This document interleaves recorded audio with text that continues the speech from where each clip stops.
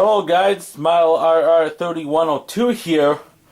I am back on the layout. And as you can tell, this is my new layout.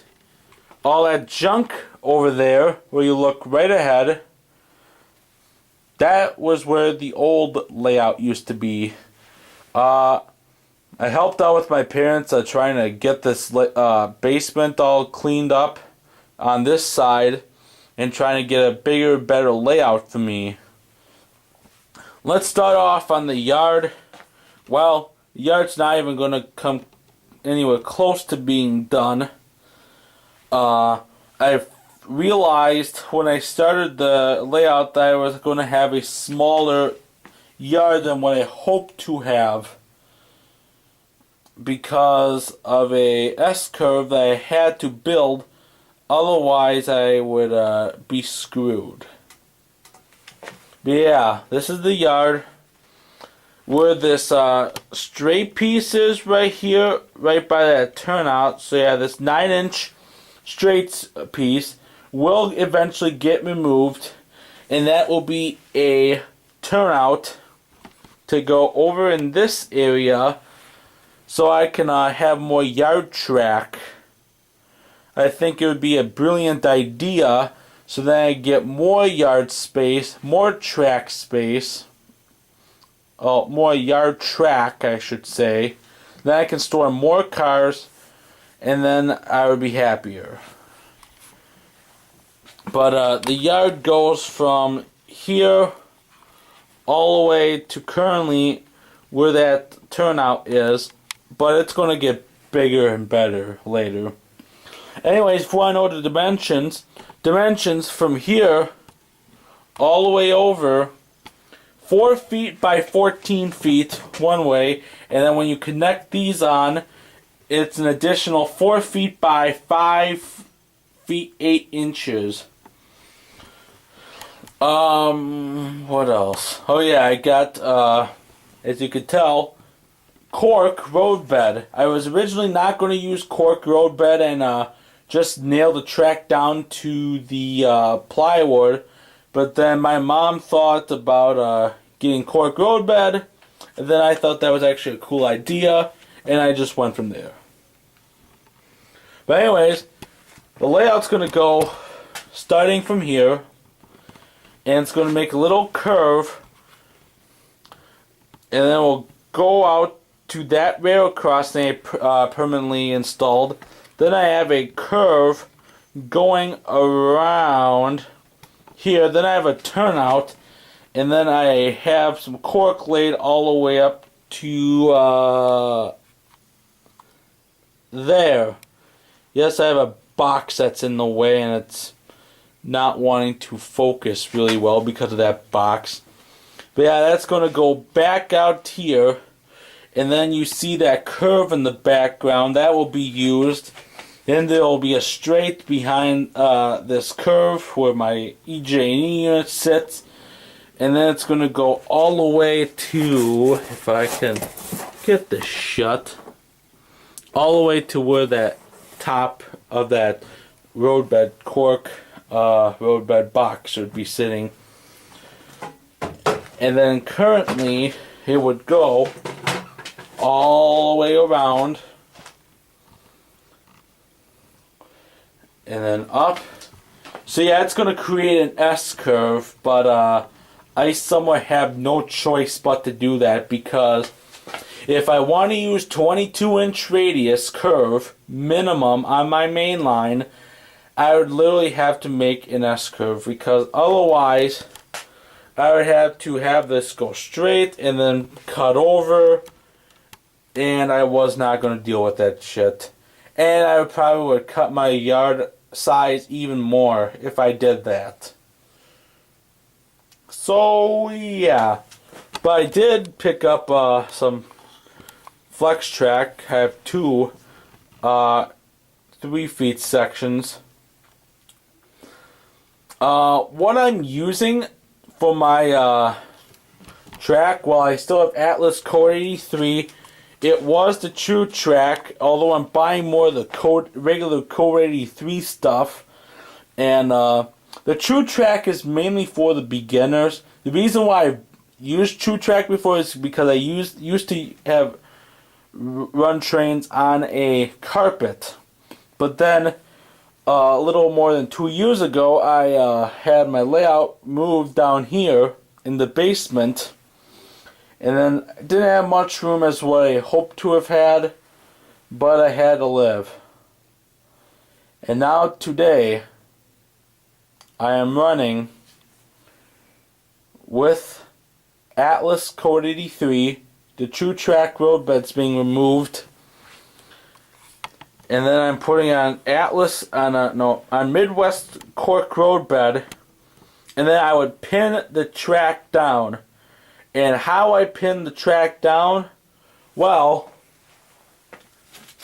I have some of these track pins that I got from my local hobby shop, Engine House Services. They're Pico track pins, if I'm correct. Then I also picked up a Zona, that's what it is. Zona twist drill where you twist, and on it I have a number 72 drill bit from Mascot. When I bought one originally, I broke the first one in like literally hours. Then I went back to my local hobby shop Monday, picked up 5 more, and since then haven't broke one. And what I would do is, let's just say I was going to pin one of the sections of track down, which currently, as of this video, I have track pinned all the way up to the EJ&E 38-2, and all the way back to that turnout there. Everything on this Cork roadbed is currently pinned. But what I would do is that you notice that there's holes, well, right here is a track pin. Yeah, this is a track pin I put down. And there's another hole right here. However, I decided to drill a new hole for the track pins because if I put it in the hole where the Atlas drilled it out, when they drilled that hole on the section track, I think it's just too small, and my track pin could actually go through it if I put enough pressure down. So that's why I drill an additional hole, somewhere 1 to 2 ties away from the main hole, and then just drill it through down into the plywood, because if I don't drill a hole into the plywood, then the pin could potentially get curved and get screwed, and then wouldn't even pin my track down. So that's why I drill an additional hole next to the drill or the hole on the section track. On the flex track, I have to drill holes regardless, so that's not an issue. But I don't have many locomotives on the track right now. I have my Intermountain SD40-2 that I picked up from Engine House Services at Train Fest in November. Has Tsunami sound instead of the main factory equipped lock sound because Engine House Services converted them to sound tracks when they came from Intermountain. I also have a Kato SD38-2 in the background. I installed Tsunami Sound a few days after Christmas, and put my horn as a Nathan P5, and I decided to use the P5 because EJ&E 660 currently has a P5. So let me turn on the locomotive itself using my Digitrax DT402 throttle.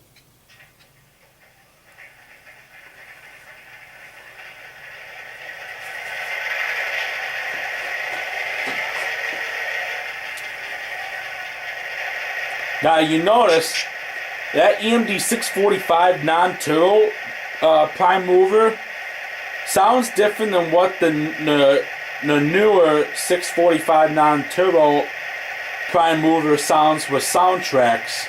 So this is like the older recording.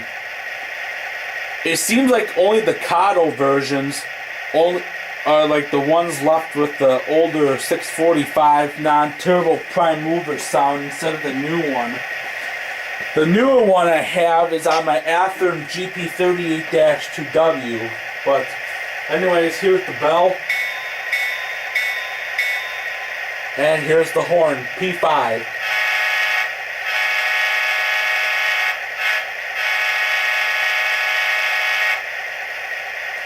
So that's basically much of the sound. I'll put in one.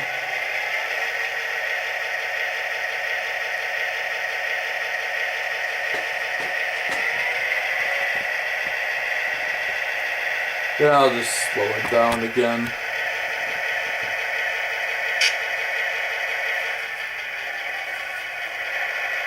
Now here's F0, that's the headlight. And they're off again. So that's basically it on that locomotive.